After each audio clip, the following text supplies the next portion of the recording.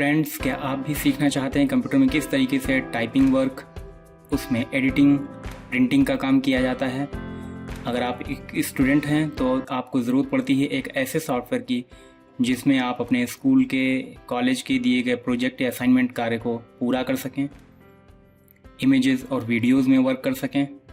अगर आप एक गवर्नमेंट या प्राइवेट जॉब में हैं तो आपको ज़रूरत होती है एक ऐसे सॉफ्टवेयर की जहां पर आप ऑफिस में किए जाने वाले काम को कर सकें। कई तरीके के डॉक्यूमेंट्स होते हैं जो आपको ऑफिस में तैयार करने होते हैं, उनको आप बना सकें। आपकी ऑर्गेनाइजेशन में जो एम्प्लॉयज़ वर्क कर रहे हैं उनकी सैलरी का रिकॉर्ड रखना, पेरोल तैयार करना, कई तरीके की कैलकुलेशंस जो कुछ फार्मूलों के माध्यम से की जाती हैं उनको आप उस पर कर सकते हैं। अगर आप एक टीचर हैं तो आप अपने स्टूडेंट्स का रिकॉर्ड रखना चाहते हैं, उनका रिज़ल्ट तैयार करना चाहते हैं, ये सारे काम जिस सॉफ्टवेयर में हो सकते हैं।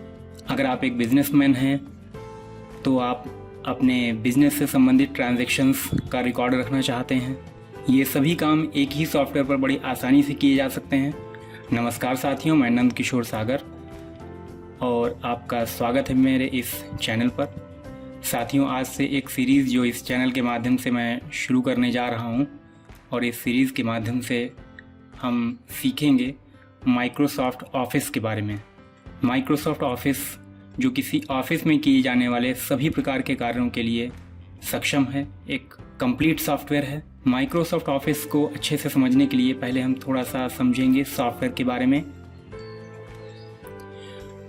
फ्रेंड्स, सॉफ्टवेयर जो मुख्य रूप से दो तरीके के होते हैं, एक सिस्टम सॉफ्टवेयर और दूसरा एप्लीकेशन सॉफ्टवेयर। साथियों, सिस्टम सॉफ्टवेयर वो सॉफ्टवेयर होता है जो डिज़ाइन किया गया है हमारे कंप्यूटर के हार्डवेयर को रन कराने के लिए और कंप्यूटर के दूसरे प्रोग्राम्स को चलाने के लिए। बिना सिस्टम सॉफ्टवेयर के हमारा कंप्यूटर एक तरीके से डेड होता है और उसमें जान फूंकने का काम सिस्टम सॉफ्टवेयर ही करता है। सिस्टम सॉफ्टवेयर जिसे हम ऑपरेटिंग सिस्टम भी बोलते हैं। कुछ ऑपरेटिंग सिस्टम जिनके नाम सामने दिए हुए हैं, Windows, Linux, Mac operating system, इस तरीके से ये वो ऑपरेटिंग सिस्टम हैं या ये वो सिस्टम सॉफ्टवेयर हैं जो हमारे सिस्टम के लिए, हमारे सिस्टम को ऑपरेट करने के लिए ज़रूरी होते हैं। बिना इनके हमारा सिस्टम, हमारा कंप्यूटर वर्क नहीं करेगा। सेकेंड नंबर पे आते हैं एप्लीकेशन सॉफ्टवेयर, और एप्लीकेशन सॉफ्टवेयर में वो सॉफ्टवेयर आते हैं जो कि हमारी किसी खास ज़रूरत को, हमारे किसी खास काम को करने के लिए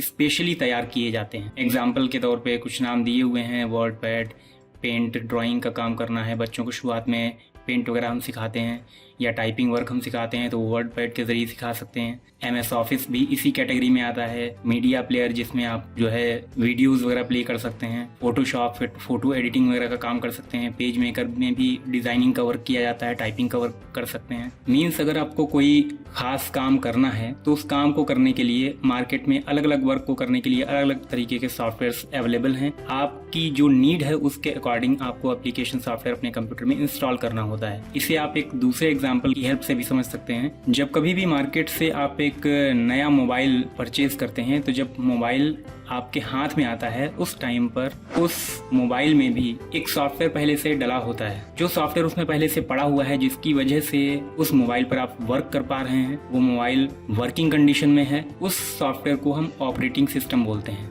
अब उस मोबाइल में कुछ टूल्स, कुछ छोटी मोटी एप्लीकेशंस पहले से ही दी होती हैं जो ऑपरेटिंग सिस्टम का ही हिस्सा हैं। लेकिन अगर आपको कोई स्पेशल वर्क करना है तो उसके लिए आपको प्ले स्टोर से एक अलग से एप्लीकेशन डाउनलोड करनी होती है, और जो एप्लीकेशन आप प्ले स्टोर से इस तरीके से डाउनलोड करते हैं वो एप्लीकेशन ही एप्लीकेशन सॉफ्टवेयर होती है और उसी का शॉर्ट फॉर्म है ऐप, जिसे हम बोलते हैं कि हम ऐप डाउनलोड कर रहे हैं। जैसे कि अगर आपको किसी को पेमेंट करना है, किसी बिल का पेमेंट करना है या कोई अमाउंट है आप किसी को ट्रांसफ़र करना चाह रहे हैं तो उसके लिए आप एक अलग से ऐप डाउनलोड करते हैं। आप पेटीएम का यूज़ करते हैं, आप फ़ोन पे, गूगल पे का यूज़ करते हैं, या अगर आपको फ़ोटो एडिटिंग का वर्क करना है तो उसके लिए आप एक अलग से ऐप डाउनलोड करते हैं और उसमें आप कई प्रकार के फ़िल्टर, कई प्रकार की एडिटिंग का यूज़ कर पाते हैं। तो आपने एक किसी खास काम को करने के लिए एप्लीकेशन अलग से इंस्टॉल की। तो इस टाइप से जितनी भी एप्लीकेशंस कंप्यूटर में, मोबाइल में किसी खास वर्क को करने के लिए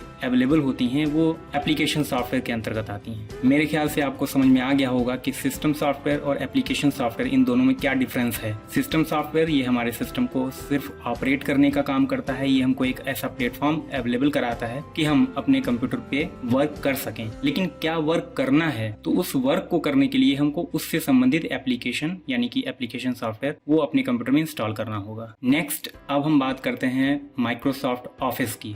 माइक्रोसॉफ्ट ऑफिस ये एक ऐसा सॉफ्टवेयर है जो कि डेवलप और पब्लिश किया गया है माइक्रोसॉफ्ट कॉर्पोरेशन के द्वारा। माइक्रोसॉफ्ट ऑफिस को सूट या पैकेज भी कहा जाता है। सूट या पैकेज का मतलब आपको नेक्स्ट लाइन में बताया गया है। सूट या पैकेज से यहाँ पर मतलब है कि माइक्रोसॉफ्ट ऑफिस ये कई प्रोग्राम्स का एक समूह है। इस समूह को सूट या पैकेज का नाम दिया गया है। मतलब जब आप अपने कंप्यूटर में MS ऑफिस इंस्टॉल करते हैं तो MS ऑफिस नाम की कोई एप्लीकेशन आपको खुलती हुई नहीं दिखाई पड़ेगी, बल्कि इस MS ऑफिस में कई प्रोग्राम एक साथ इंस्टॉल हो गए हैं। जो नीचे आपको दिखाए गए हैं ये सारे प्रोग्राम्स आपके कंप्यूटर में एक साथ इंस्टॉल हो जाते हैं। तो इसीलिए MS ऑफिस को एक पैकेज या सूट का नाम दिया गया है जिसमें आपको ये सारे प्रोग्राम्स मिल जाते हैं। माइक्रोसॉफ्ट ऑफिस को ज्यादातर हम बिजनेस पर्पस से, एजुकेशनल पर्पस से यूज करते हैं और इसमें हम कई तरीके के डॉक्यूमेंट्स, स्प्रेडशीट्स और प्रेजेंटेशंस बना सकते हैं। अपने बनाए हुए इन डॉक्यूमेंट्स, प्रेजेंटेशंस और शीट्स को